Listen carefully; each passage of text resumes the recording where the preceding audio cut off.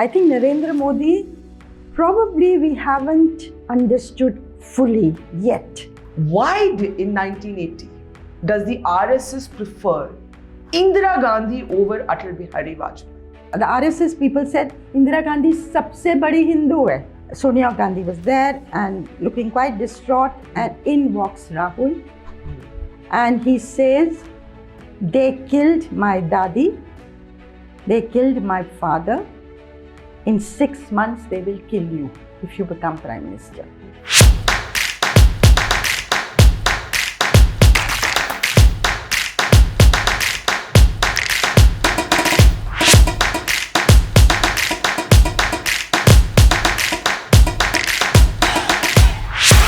Neerja Chowdhary, you've spent a lifetime observing and learning from and reporting on politics. If I were to ask you, who is India's least understood Prime Minister or political figure, who would you say it is? You know, Barkha, I can say more than one Prime Minister. Start with one. But I will start with one. And I will start with the current one. Because it is in the present. I think Narendra Modi, probably we haven't understood fully yet. I often feel this myself.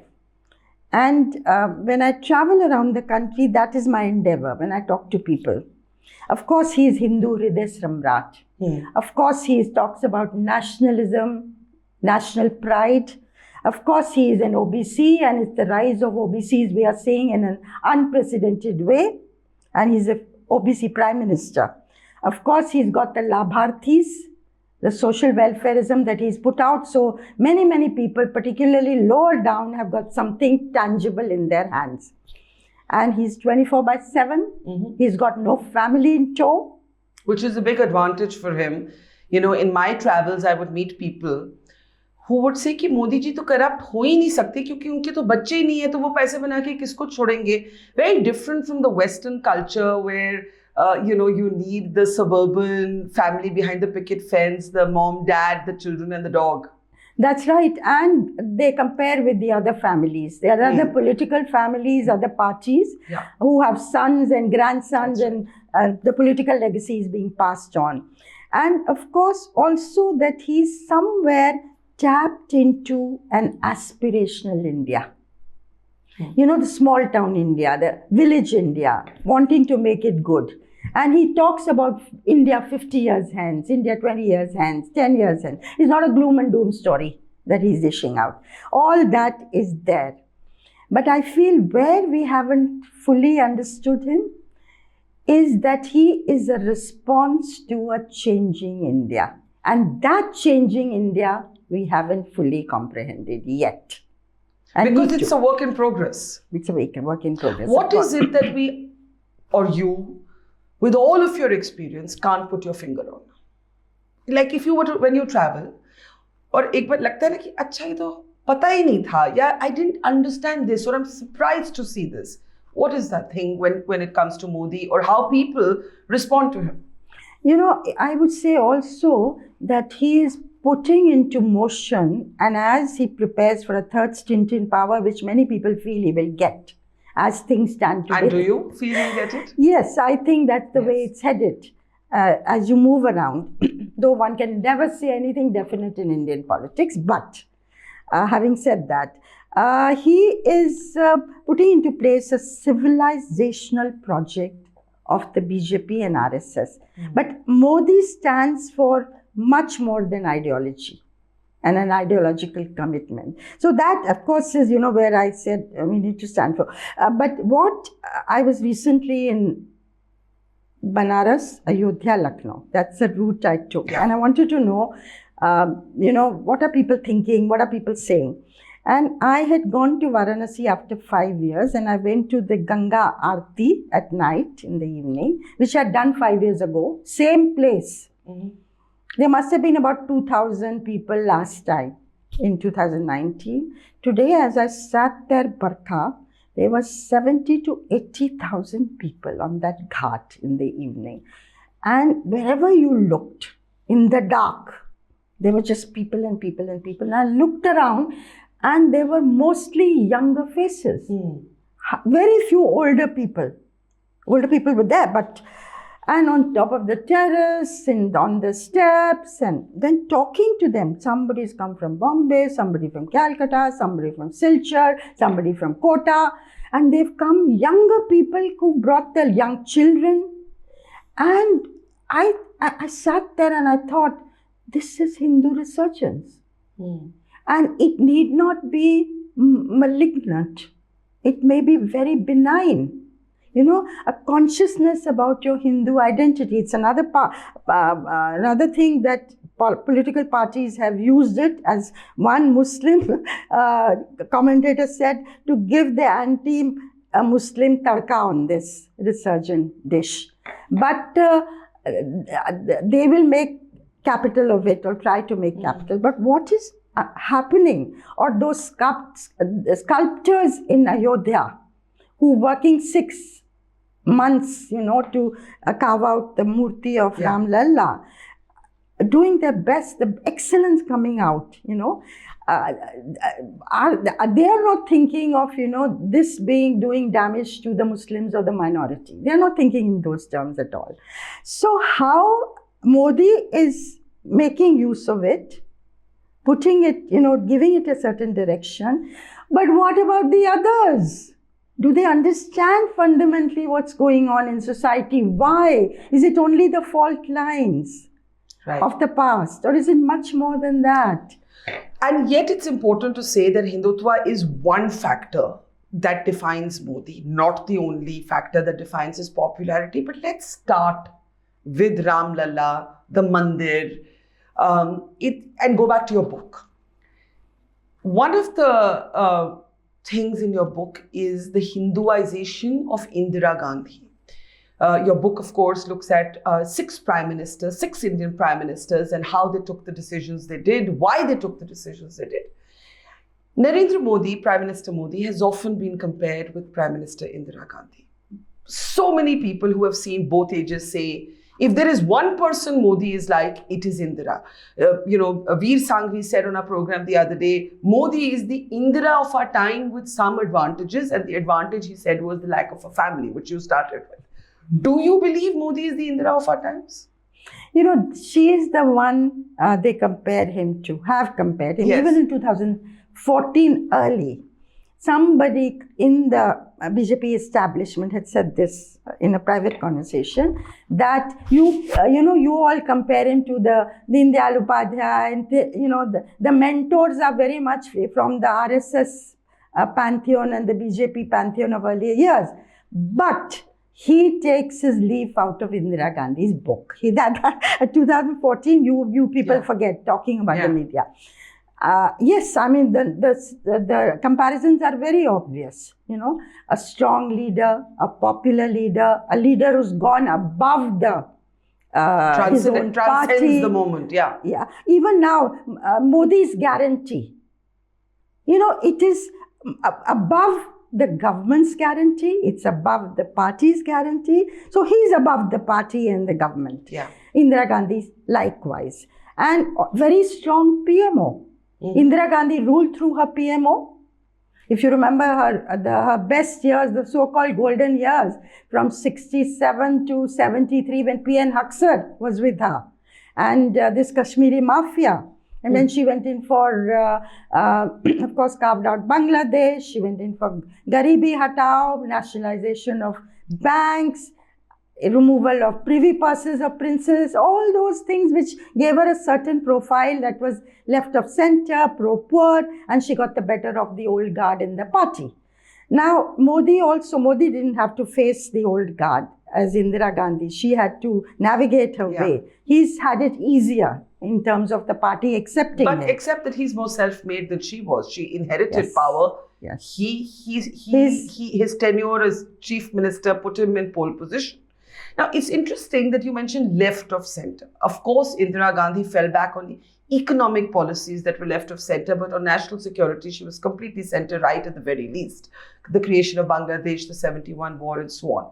But what about on religion? One of the points that you have made is that Indira Gandhi was I think you said Hindu first and Hindu last. She Hinduized her politics to a degree that the RSS admired her, not just for her politics on national security, but also for her Hinduized politics. And the RSS and she develop a relationship such that you argue that the RSS helps her in her political comeback after the emergency. That's right. She visited every major temple in the country between 77 and 1980. People say there wouldn't have been a temple she left. And that was for two reasons. She feared for Sanjay, that the Janata Party leaders might harm him in some way. And she also used it politically. And right, the RSS people said, Indira Gandhi sabse badi Hindu hai. So they felt they could use her. Of course, they wanted her, they were reaching out to her during the emergency to be released from jail. And she wanted to use them, and she used them also. Of course, at the time of the 1977 elections, she sent them word, Sangh Chunav se alag ho jaye. And they sent her word that it was too late, they were already committed, but after the elections, we will talk again.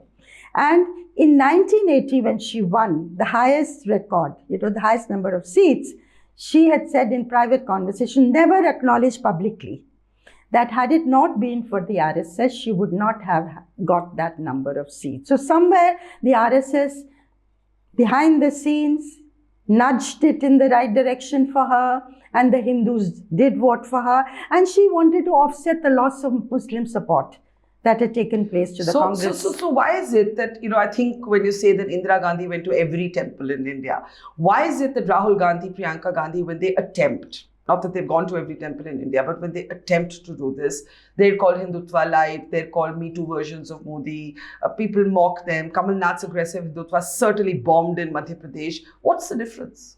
The difference is that I think Indira Gandhi's was seen as a genuine thing, and I think she was a believer.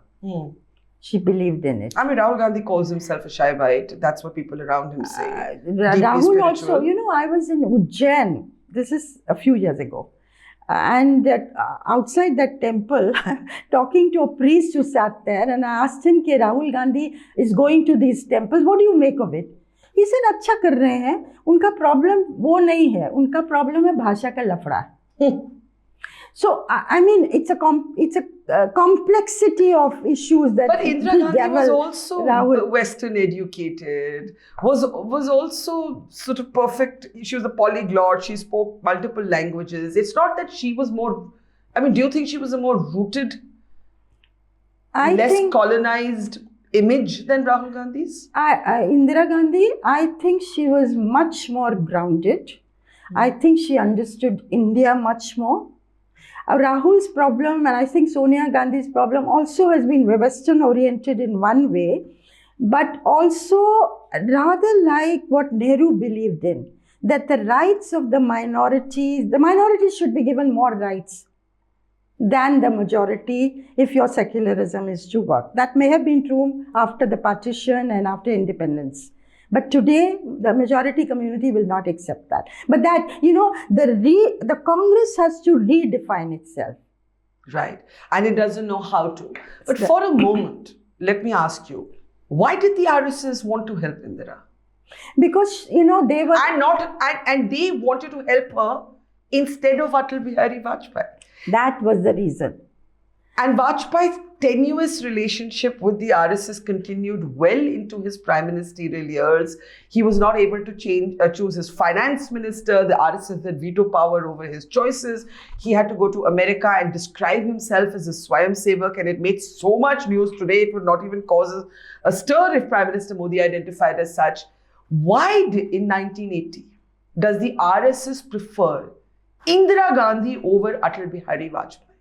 Because Indira Gandhi was Hinduizing her persona and her politics, and Atal Bihari Vajpayee was trying to secularize his politics and the party that he launched.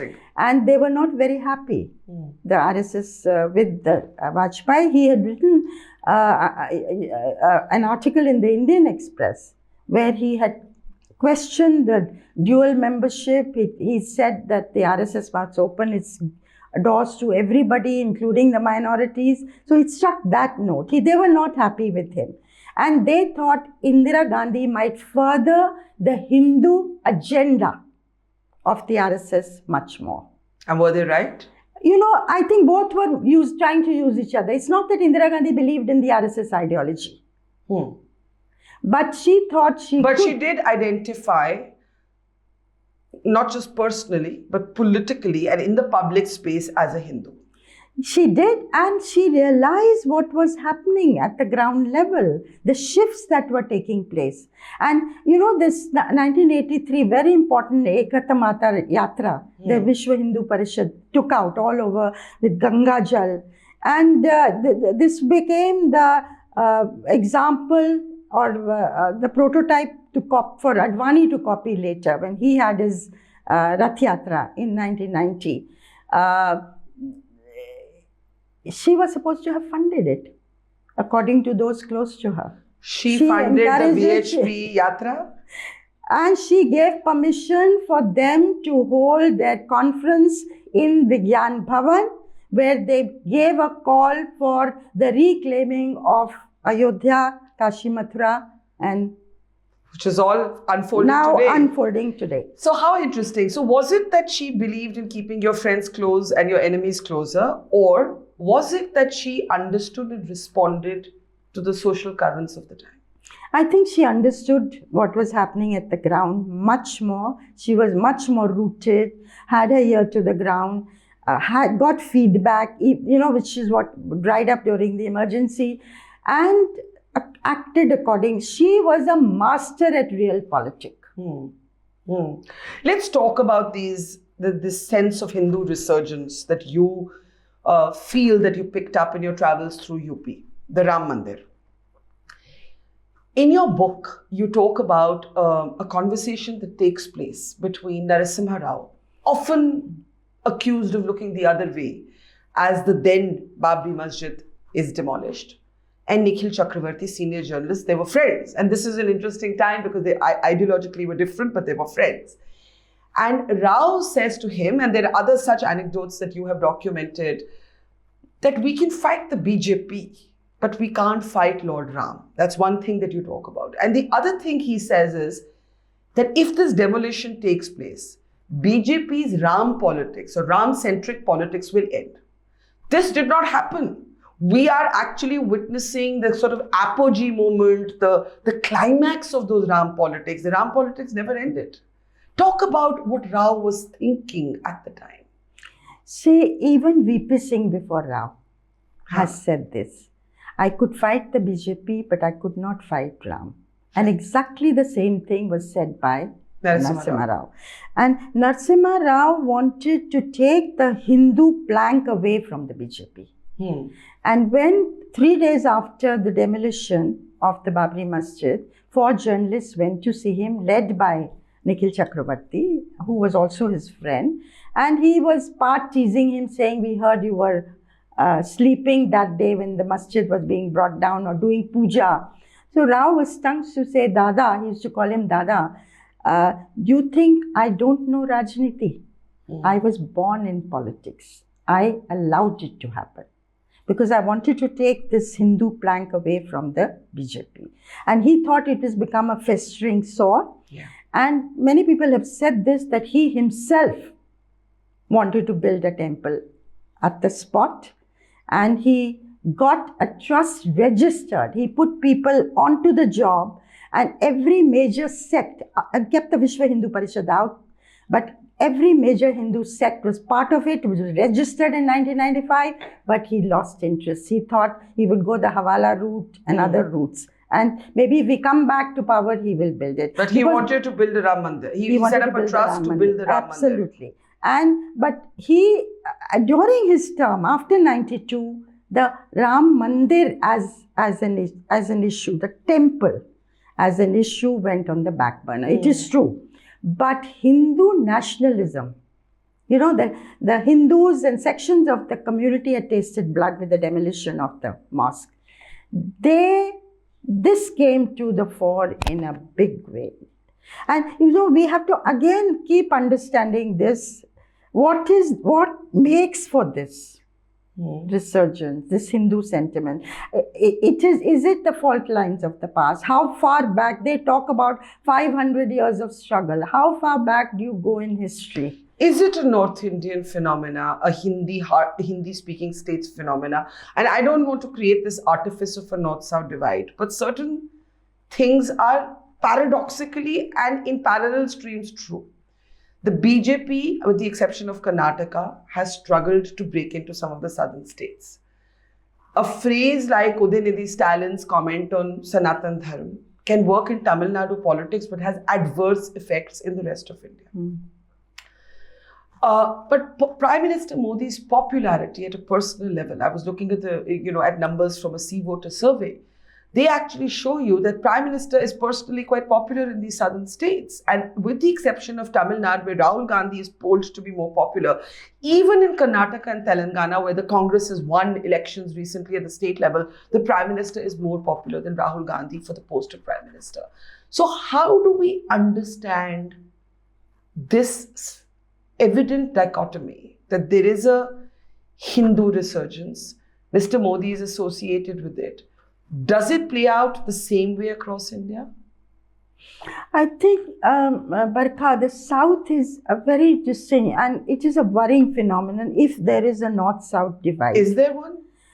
Tamil Nadu, of course, the Hindi has not worked. Someone said to me, a friend of mine in Hyderabad, Sriram Kari, said to me, the problem in the South is not Hindutva, it's Hindi. If there were more Hindi speaking, if there were more polyglot, not Hindi speaking, if there were more polyglot leaders of the BJP who did not come across as Hindi Bhasha leaders, the BJP might be may be different. And also there is a whole history of a Dravidian culture. But that's Tamil Nadu. That's Tamil Nadu. The rest of South, I think we still don't know. But you're right in terms of, I don't know of any other Prime Minister who's been as popular as Mr. Modi 10 years down the line. Nehru, yes, 52 to 62. 62, he'd become frail and he still won the election. Indira Gandhi, 67 to 77, she lost the election. But Indira comes back from emergency, which is extraordinary. She comes back with a historic win from her biggest mistake. That's correct, afterwards. But 67 to 77, she's routed. 77, yes, absolutely. All over North India. And then, of course, she bounces back. And Manmohan Singh also, 2004, of course, the mandate was not for him in that sense. But in 2009, it was. He ran as prime ministerial candidate. And 14, look at the state of the Grand Old Party of India. So this is again to continue to be popular as a leader 10 years down the line is a phenomenon, as you say. I was just thinking when you were talking that Prime Minister Modi has never experienced defeat. He has won since the elections that took place after 2002. He has won all of his elections in Gujarat. And then he has won so far both his terms, poised to take a third term. That has to impact your politics, your sense of belief, your capacity for taking risk. Whether it's demonetization or other decisions that even those around him may say were not the best decisions. But let's talk about the Grand Old Party, the India Alliance. You documented how Sonia Gandhi, unlike what everybody believed was her moment of abdication, was actually quite okay to be Prime Minister. It's Rahul Gandhi who at Natwar Singh's house, then still in favor with the Gandhis, dissuades her. Not Natwar Singh's house, at Janpat, the Sonia Gandhi's place. I see. And Natwar Singh was present. And this was, on that Saturday, the Congress Parliamentary Party elects Sonia Gandhi. Yes. On that Sunday, the UPA comes into being and they elect her as their leader. Yeah. So she's all set to become Prime Minister. And APJ Abdul Kalam wrote in his memoirs, the letter was ready for her to invite her to become Prime Minister. On that Monday, hours later, there is this meeting in Janpat, And there's Dr. Manmohan Singh, there is Priyanka Gandhi, there is Suman Dubey, a friend of the family. And Natwar Singh walks in looking for Dr. Manmohan Singh because he had easy access, he was allowed in. And Sonia Gandhi was there and looking quite distraught. And in walks Rahul. And he says, they killed my dadi, they killed my father. In 6 months, they will kill you if you become Prime Minister. And if you go ahead and become Prime Minister, I will do something drastic to myself. And she's very distraught. And then Natwar Singh is who I quote, who was there and saw it all. And then she goes in and then goes out to meet other leaders who are waiting for her, and she talks about Manmohan Singh becoming Prime Minister. So, yes, it was the mother in her who overpowered the So it was the politician. mother in her and not her inner voice. It was later presented as the inner voice. It was the mother in her who overpowered the politician in her. Because there are very few people who've turned down Prime Ministership. That's right. You know? No, I'm not saying this in a judgmental way. I'm merely making the observation that what we saw overtly play out at that time, which was this grand abdication. It was a political moment, and many called it Sonia's smartest move and so on.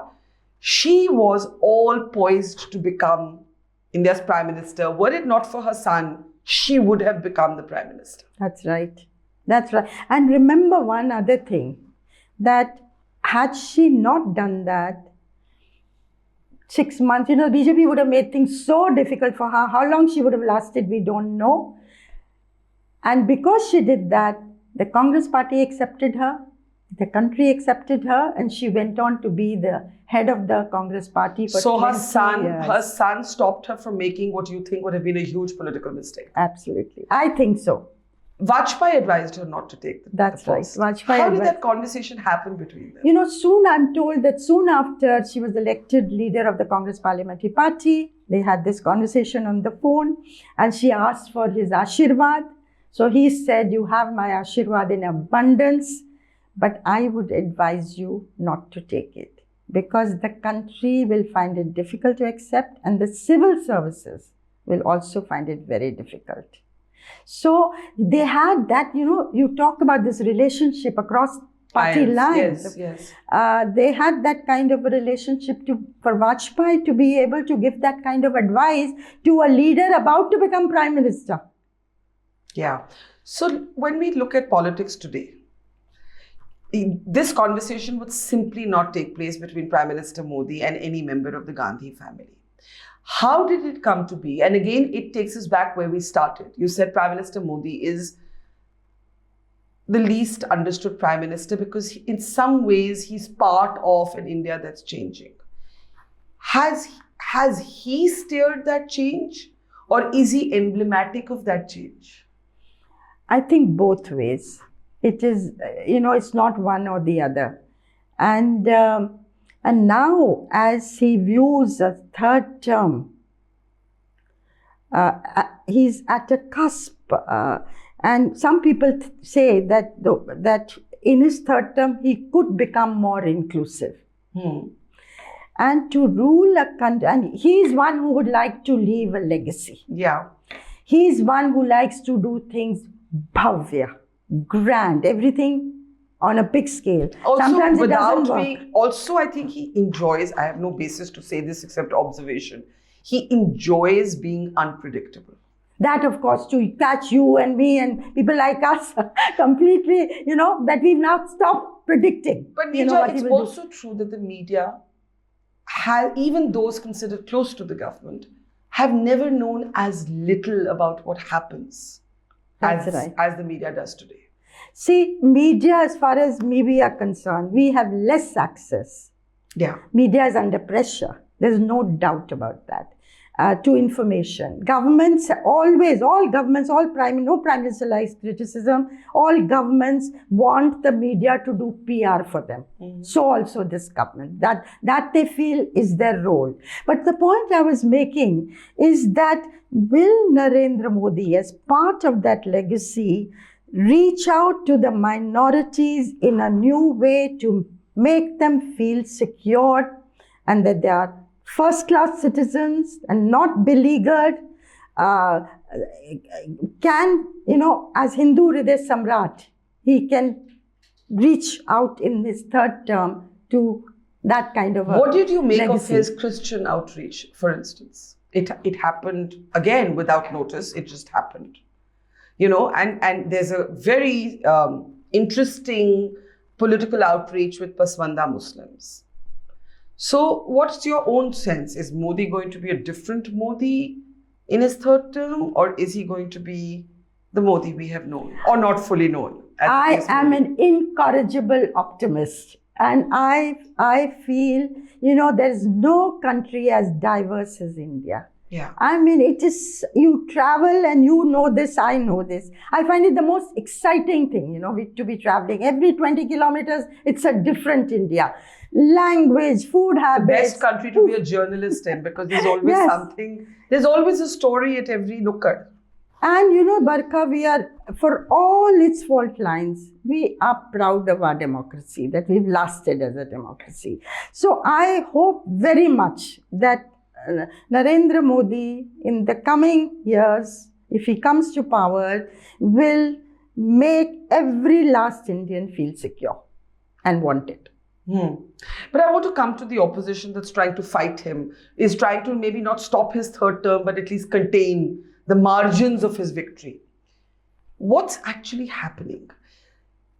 There's been only one idea that I can think of mooted by the opposition that was not set or defined by Narendra Modi, and that is the caste census.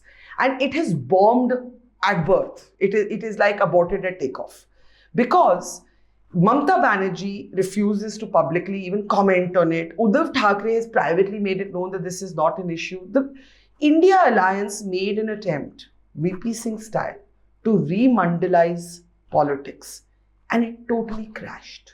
What happened? Number one, they had not thought it through, how they were going to put across the idea. Number two, they're not united.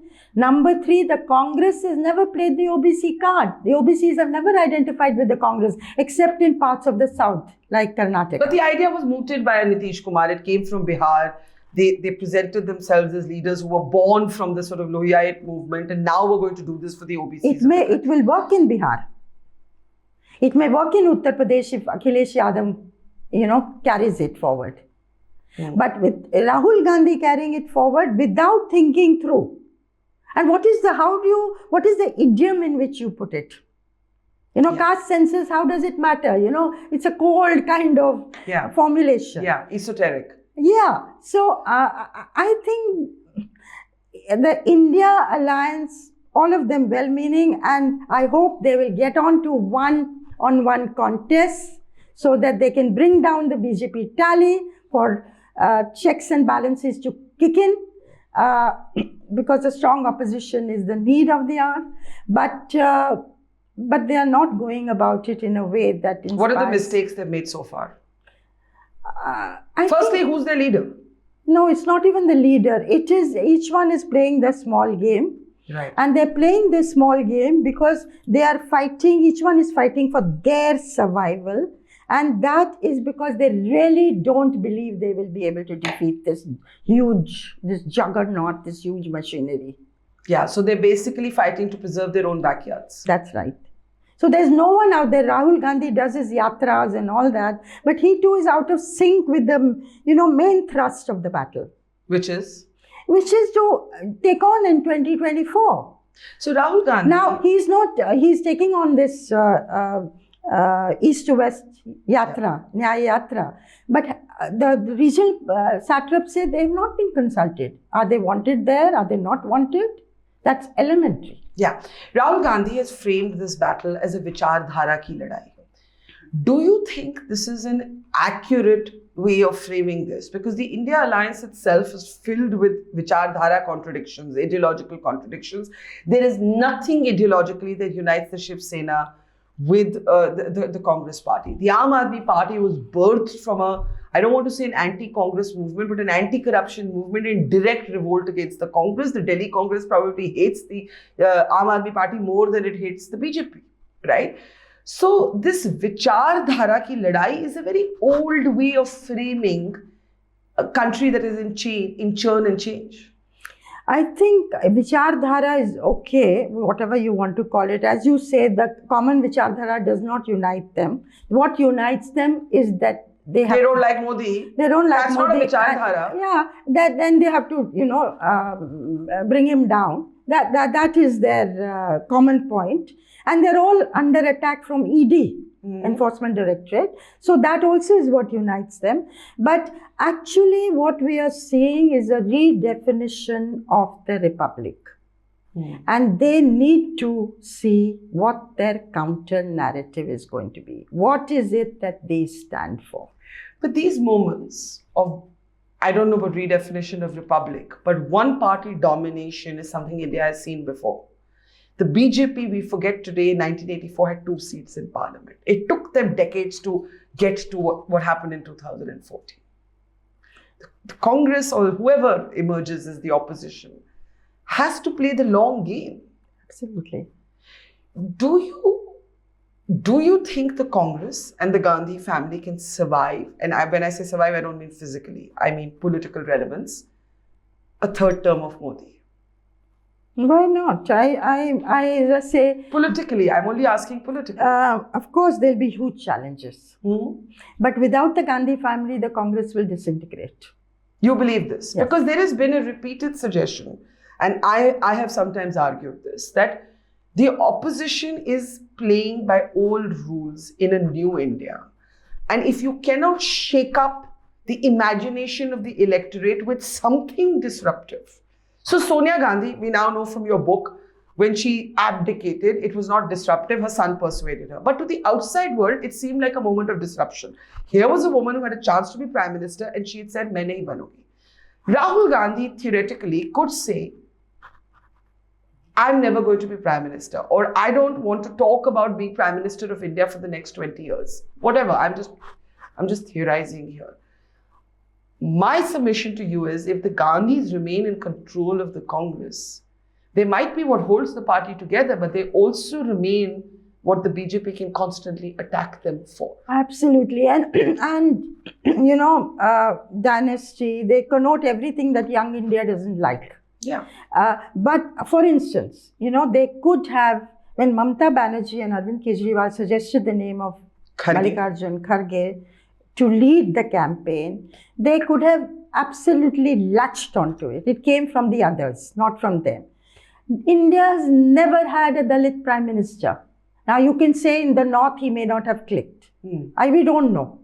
But certainly Dalits would have been affected. And that's the best card you have today to play. So for them to say, no, it will be decided after the election, they let the moment pass.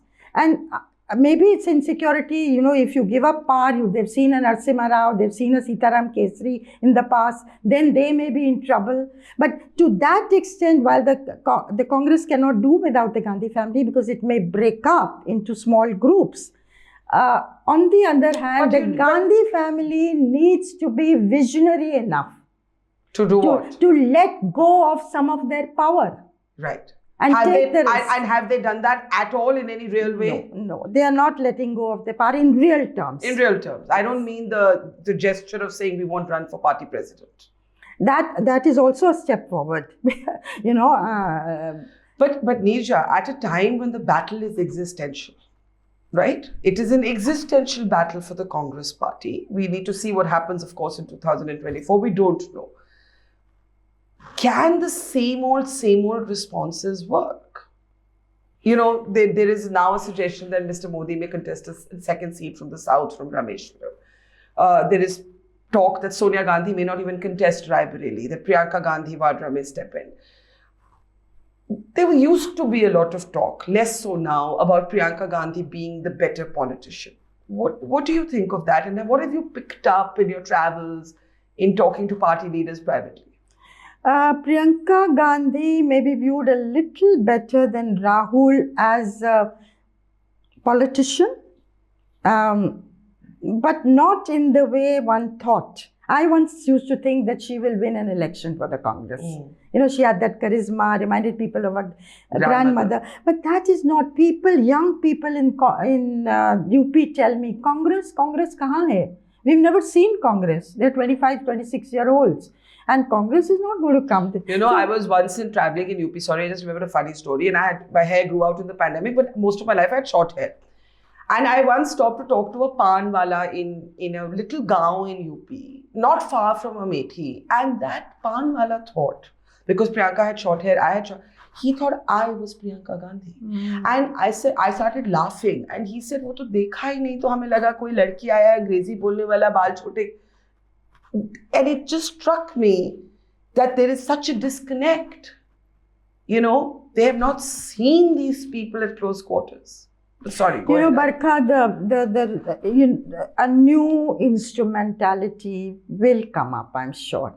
When it will happen, 5 years, 10 years, a new energy. Now, the Congress as it exists today is a soft, flabby party that has stopped working hard or going to the people. Yeah, it's like a middle-aged beer belly. And on the other side are people who are 24/7 driven, hungry for power. Yeah. I give this example. You know, in 2003, 2004, before they came to power, and I would see senior leaders of the party and they would wring their hands about, what about UP would be the last question I would ask. They would say, what about UP, and wring their hands. You know, what to do about UP. Yeah. They're still saying that 20 years down the line. And here is the example I give often of Amit Shah. You can disagree with his politics. But this man, given charge of Uttar Pradesh in 2013, July, in 11 months' time, from 10 Lok Sabha seats to 71. Yeah.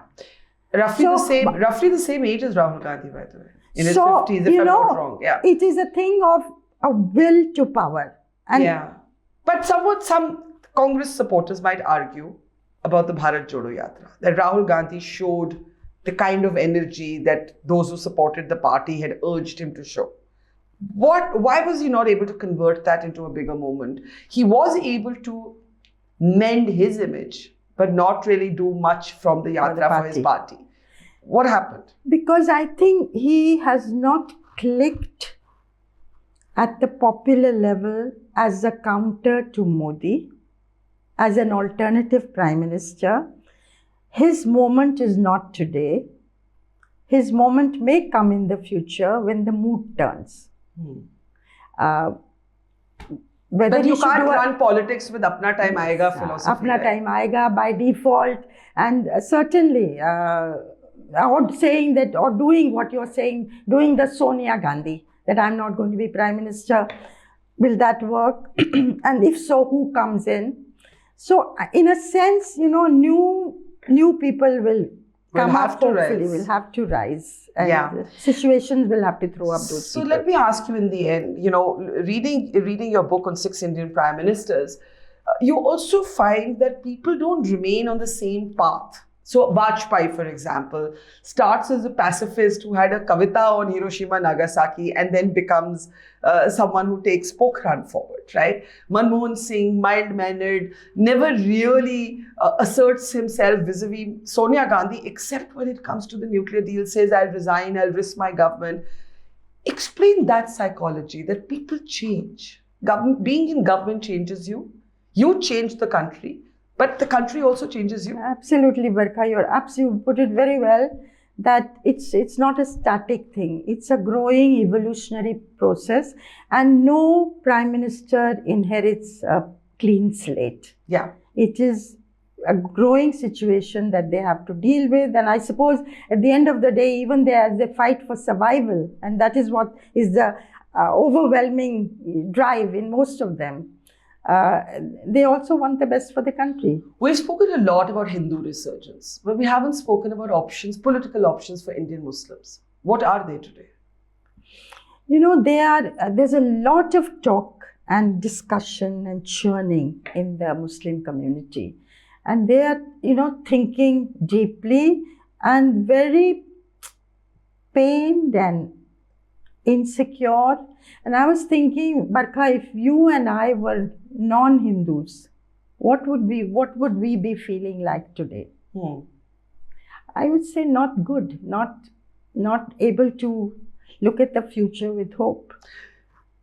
But there is also, and it needs to be said, a failure of politics here, in that your leadership or your representation cannot come from religious leaders alone, right? Yes, there is talk of the BJP being a Hindu nationalist party today, but when Vajpayee and Advani rose, they didn't rise only as Hindu leaders. There were other dimensions to them. So I just wonder about the absence of political leadership among the Muslim community. Why has that happened? If you, other than the Indian Union Muslim League and Asaduddin Owaisi's party. I think they may not know the way to go at the moment, this way, that way. They may be watching, but the initiative could come from the majority community, having got the Ram temple, having, feeling good about their Hindu identity. Steps could be taken for reconciliation, moves towards reconciliation with the other side. And you hope that will happen. Let me end by asking you, what's the one thing in Prime Minister Modi's 10 years that has surprised you, that went against your understanding of politics? A decision, a moment, a statement? He has, nobody would have thought that the BJP would be where it is today. When Advani chose him to be chief minister, he was just an ordinary, worker, and people were surprised that he was going to replace Keshubhai Patel. And he was a friendly BJP leader at the Delhi office, very who would often be accessible there in yes. his kurta pajama and rubber chappals, and you could go in and chat with him at any point. And of course he came through the ranks from Chaiwala and humble beginnings to where he was, and never fought an election, and that he would take the BJP to such heights in such a short time. So you're saying the very fact of Modi. And a paradigm shift in Indian politics, like it or don't like it. So the very fact of Modi today defies expectation in your experience. The very fact of Modi today defies expectation. Yes, that... or had, like 10 years ago, you wouldn't have forecast this political... And relentless. You got over something and there's a new something coming, another new... Now in the South, he's reaching out. South, they're nowhere in the picture, but he's reaching out. And he started where the BJP has no presence politically. That's right, and not giving up. And I think that's what you mentioned, that, Mr. Modi is the least understood because he represents a country that's still changing. And what shape and form that change will take, or maybe it'll be a series of changes, we don't know. It has been fascinating talking to you, Neerja. I have to, before I let you go, ask a personal question. You started your journalism with Rajmohan Gandhi, with Himmat. These were small publications that came up during the time of the emergency. You crowdsourced printing press for 75,000 rupees? Absolutely. I remember during the emergency, when the presses stopped looking at us because we were resisting the censorship. And so we moved from one to the next till all stopped. And then we put out an appeal. And Barkha, those money orders of 1 rupee that would flood in is not more than 10, 20 rupees at a go. It wasn't large donation. And 70,000 that graph went up to when we bought our own press. And soon after that, of course, Indira Gandhi announced elections. But it's also important, lovely as the story is, to remember that many of these moments have happened before in the life of a country. It feels to us that, oh my God, this is the first time. But if you've lived long enough, all of these debates around institutions, media, politics, personality-centric versus organization, you have seen these moments before. Yes, you have seen these moments, and that's why You know, at least for the media I feel the strengthening of our institutions, our democratic institution, is the biggest challenge, and that's the only thing that will undergird our democracy. And we have to relook at our democracy also. Well, the challenge is that most people understand democracy in very basic terms. Can we vote? Can we bring in the people we choose? Can we vote out the people we don't choose? Everything that happens between elections, people don't care as much about. Yeah. And so it's very tough to get the imagination running on those issues. And we all have to introspect. Why do people not care that much about what happens to media, for instance? It's something I think a lot about. But that for another time. Thank you, Neerja Chowdhury. A pleasure talking to you. Thank you. Thank you.